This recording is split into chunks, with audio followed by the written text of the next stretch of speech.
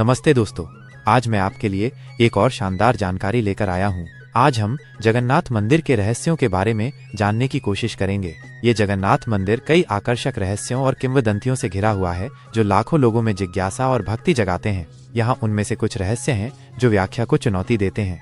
मंदिर के ऊपर लगा ध्वज हमेशा हवा की विपरीत दिशा में लहराता है। इसने वैज्ञानिकों को हैरान कर दिया है और यह आश्चर्य का स्रोत बना हुआ है। मंदिर के ऊपर किसी भी पक्षी या विमान को सीधे उड़ते हुए देखना एक दुर्लभ दृश्य है। कुछ लोग मानते हैं कि यह एक दैवीय आदेश है, जबकि अन्य मंदिर की अनूठी संरचना के बारे में अनुमान लगाते हैं कि ये उड़ान के लिए प्रतिकूल परिस्थितियां पैदा करता है। मंदिर अपनी विशाल संरचना के बावजूद दिन के किसी भी समय उल्लेखनीय रूप से कोई छाया नहीं डालता है। चाहे ये एक वास्तुशिल्प चमत्कार हो या एक दिव्य घटना, ये एक रहस्य बना हुआ है। मंदिर के ऊपर लगा विशाल सुदर्शन चक्र हमेशा देखने वाले के सामने होता है, चाहे वे पुरी में कहीं भी खड़े हों। इसकी स्थिति और इसके पीछे की इंजीनियरिंग अभी भी पहेली बनी हुई है।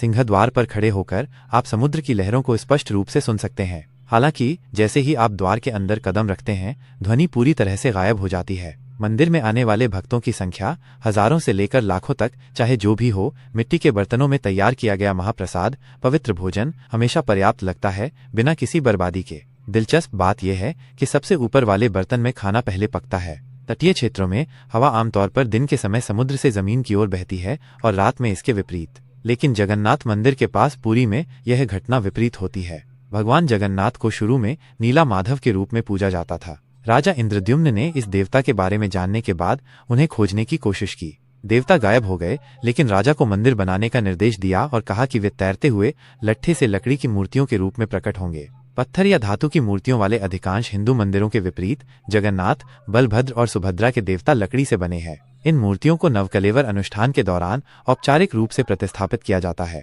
जो आमतौर पर हर 12 से 19 साल में होता है। पुरानी मूर्तियों को ब्रह्म परिवर्तन नामक एक गुप्त अनुष्ठान में दफनाया जाता है। माना जाता है कि इससे दिव्य सार स्थानांतरित होता है।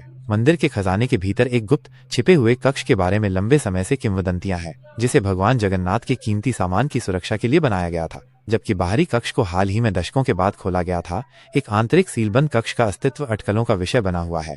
कुछ परंपराओं का मानना है कि भगवान कृष्ण का हृदय जगन्नाथ की मूर्ति के भीतर विराजमान है। ऐसा कहा जाता है कि जिस सामग्री से ये बना है वो सड़ जाती है, जिससे मूर्तियों को समय समय पर बदलना पड़ता है। ये कुछ ऐसे रोचक रहस्य और गहरी जड़ें वाली किंवदंतियां हैं जो पुरी के जगन्नाथ मंदिर को एक अनोखा और गहन आध्यात्मिक स्थान बनाती हैं। वे आस्था, परंपरा और अस्पष्ट घटनाओं का मिश्रण हैं जो भक्तों और जिज्ञासु मन को समान रूप से आकर्षित करते हैं। ये था मंदिर का अद्भुत असुलझी रहस्य।